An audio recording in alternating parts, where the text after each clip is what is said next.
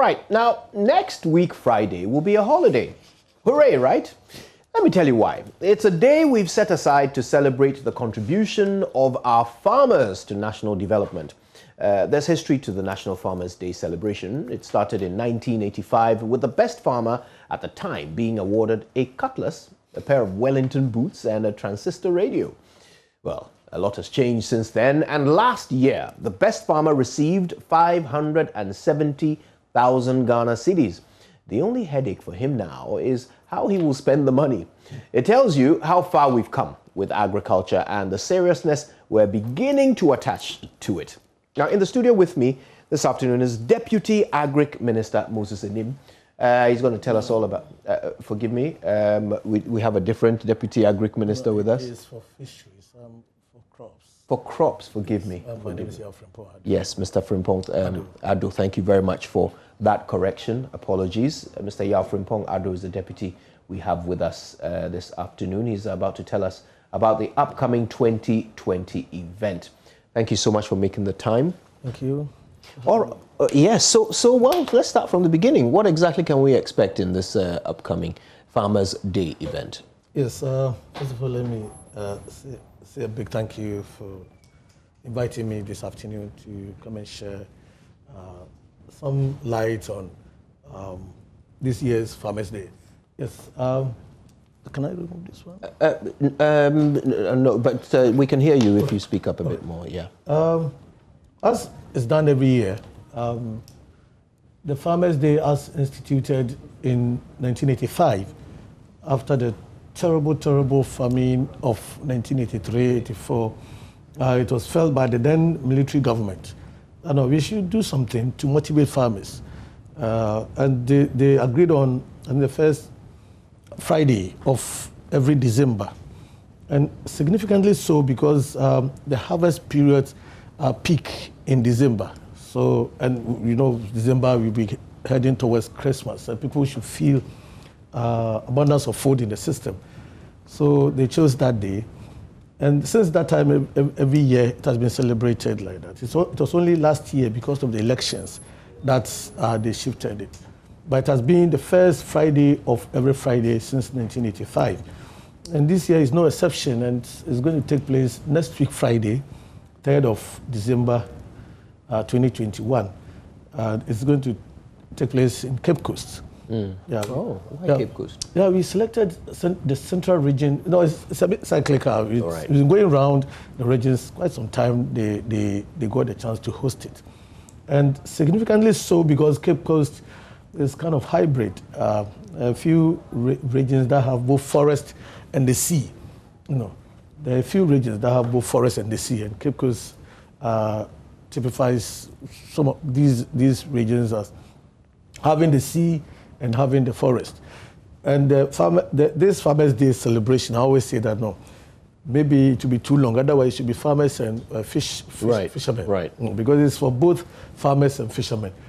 So we're going to have it in Cape Coast at the Sadell College Park. Oh, nice. That's exactly. Wow, you an old boy for this school? No, but it's quite an accessible venue. It is just by the main road. Yes. So we were carefully chosen. So we formed a planning committee. At the moment, His Excellency the President nominated me as the deputy minister in that ministry, and I went to the ministry. The minister assigned me to head the planning committee. We started planning. It was about 4 months ago.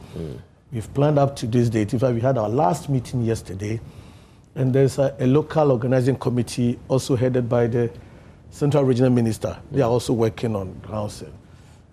As we speak right now, everything is under control, and the plans are being executed according to what is supposed to be done every day. So we are getting ourselves ready. Just before I came here, a lot of companies came to donate, and the star prize, which is from ADB, supposed to be 600,000, but as at the time they were, $100,000, the equivalent of Ghana cedis. As at the time they were writing the check, it was 600,000. Wow. Yes. So this is what the star winner, the first prize winner, is going to get from the president on the 3rd. So the program starts on Monday, 29th of November, with the exhibition of all the regions. Now we have 16 regions, so all the 16 regions will come in turn, Monday, Tuesday, Wednesday, Thursday, and the climax is the 3rd. Right. Yes, where we have the Grand Durbar. So that's the brief, that is what's Sounds like a very colorful ceremony ahead. we plan to have it. So tell us, I mean, events like this obviously have personalities and institutions behind it. So tell us, who are the key players and stakeholders for this? And there are quite a number of stakeholders. I mean, if you take agriculture in this country, the first and foremost group that you have to mention are the farmers, and then the fishermen and fishmongers. I mean, the complete whole. So when beyond them, then you come to the financial institutions. We have the ADB, we have Exim Bank, we have Stanbic, and then we have the input suppliers. These are the people who make things happen in agriculture, especially. And when you go to the sea, those people who supply the outboard motors and then the premix fuel and all that, these are also the key holders. Then we come to the ministry itself, Ministry of Food and Agriculture. We have the Ministry of Fisheries and Aquaculture Development. Then we have Cocoa Board. For the Cocoa Board, the financial institutions, I mentioned the ADB, but they are the star, the donors or sponsors of this program, Exim and Stanbic. Then we have the local government service. They are also part of the key stakeholders. We have donor partners, then other stakeholders like research institutions and NGOs and all that. So these are the key elements in the celebration. Is there a theme for this year? Sure, there's a very good theme, and we have recently the UN food developed something we call the UN Food Systems. The summit, there was a UN Food Summit recently held in Rome. So Ghana, because it's about food systems, we also developed a theme along those lines. But we did not leave out the star program called Planting for Food and Jobs. Oh, yeah. So the Planting for Food and Jobs, so the theme is Planting for Food and Jobs, Consolidating Food Systems in Ghana. Because that is what the UN is saying. And the food systems, when we talk of food systems, I mean from the farm to the table. That chain, you see, that value chain, everything there, before we can get a balanced diet on your table, we need to have good protein, good carbohydrate, good vitamins-based vegetables and all that. That's the food system that the UN is talking about that we should have, especially after COVID. COVID caused so much havoc to a lot of people whose food systems were not too good, because if your immune system drops and you're attacked by COVID, surely you're going to go. So they based everything on post-COVID. Right. Because of the havoc COVID wreaked on the whole world, people are saying that, look, we should build our immune systems through some formidable, very good food systems. And that's how come the food system has become something that everybody is talking about, especially within the United Nations Committee of Countries. Okay. So you gave us quite a lineup of the days. Yes. Are there any specific activities lined up for the events that you can tell us about? Yeah, exactly. On the 29th, in fact, is the opening ceremony for the National Agriculture Fair. Right. Then we have the regional focus days. So the exhibition by different regions to come and showcase what they produce in these regions. And we have the Central, Eastern, Northern, Bono, and Western North coming for the first day. Then we have the second day. On the same day, it's a welcome cocktail for all the award winners. Oh. The award winners are now beginning to move to Cape Coast. So from next week, they all begin to move from Bolgatanga, all the regional capitals, to Cape Coast. And in the evening, on 29, there's going to be a cocktail, a welcome cocktail, to be hosted by the Central Regional Coordinating Council. Then the second day, we have the Upper West, Greater Accra, Ashanti, Oti, Western and Savannah regions also coming to showcase what they do best as far as farming is concerned. Right. Then there's going to be a visit to a Kumfi Fruits and Juices Limited for the farmers to go and see how some of the things they produce on their farms, there's value addition for us to get very good drink at a Kumfi. Then the Casa de Ropa Limited, there will be a visit to people. Yeah, exactly. They will organize tour for the farmer, for the award winners to go and see what happens there.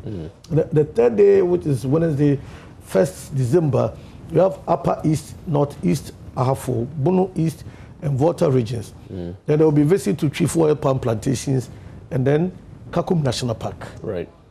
Then the fourth day, which is Thursday, 2nd December, we have ADB Farmers Forum.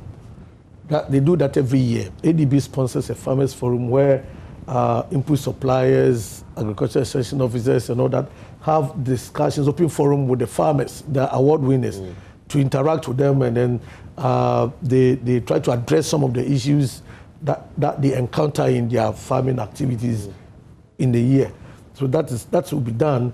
Then the climax, which is the 3rd of December 2021, the Grand Durbar and Awards ceremony at the same venue at this Adisade College Park. Then that is where the President of the Republic, His Excellency Nana Addo Dankwa Akufo-Addo, will preside over and then give the first prize award to the lucky winner. The prize winners have been carefully selected across all the regions.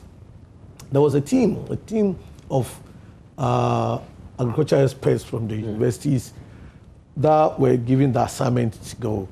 Before then, there had been pre-selection in all the regions. Right. So they gave them the list, and they had to visit every farmer and the location of his farm that he claims he has to go and verify. They gave marks.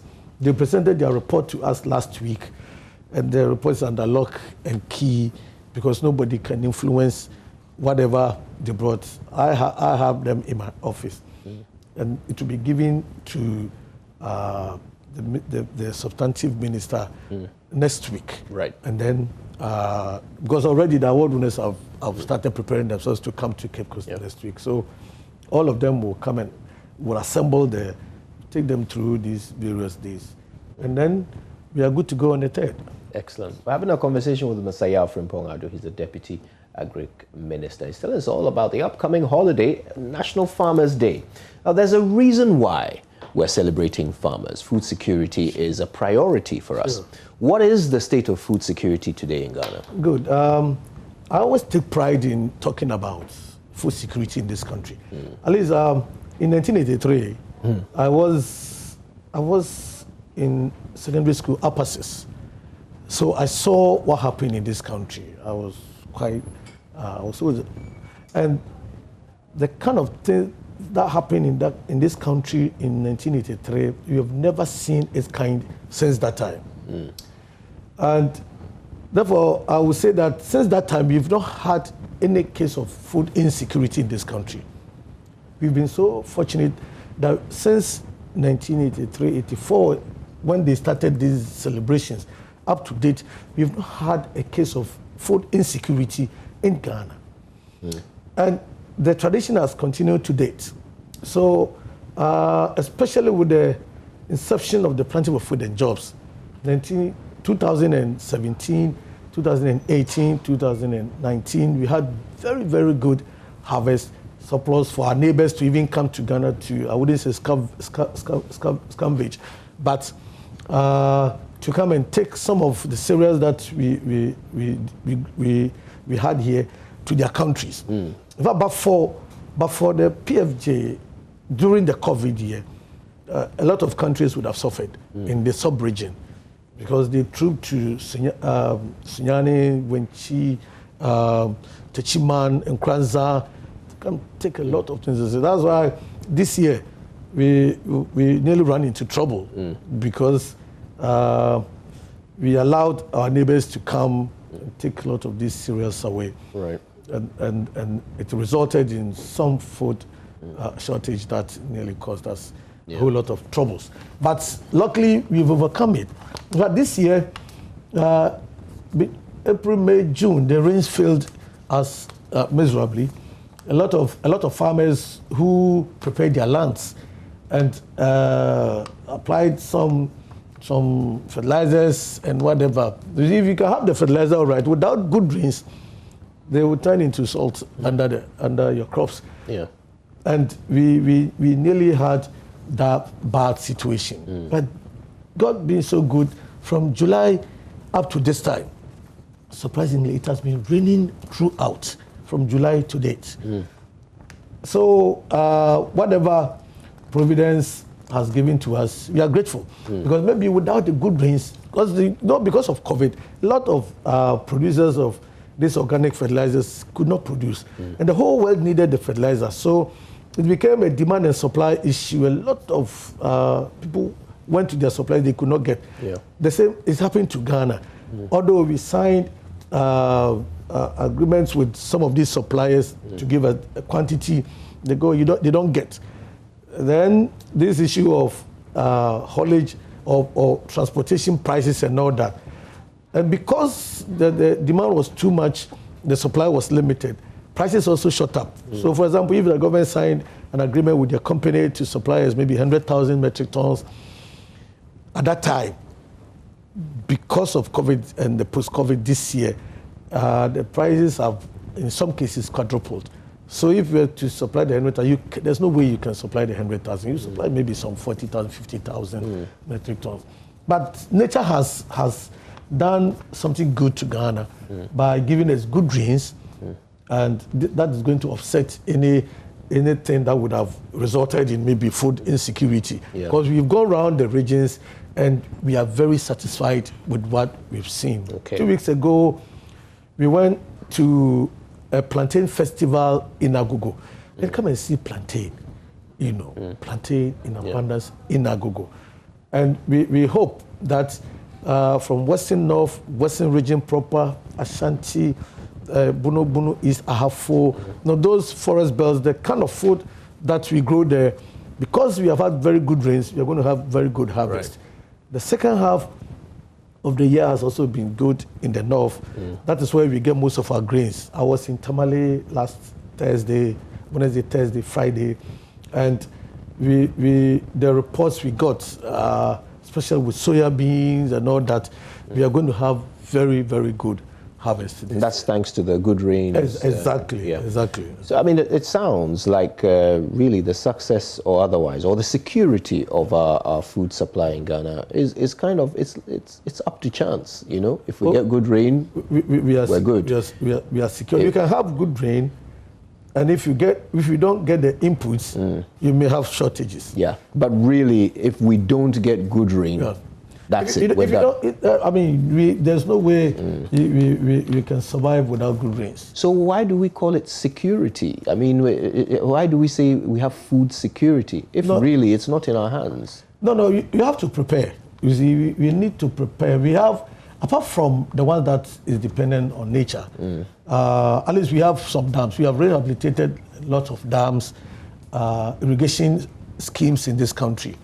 From Tono to Pond Left Bank and all that. But those ones are for commercial agriculture. Right. You see, those are the guys who can do lots of acres, So those ones are there. Right. But over the years in Ghana, the smallholder farmers have fed us.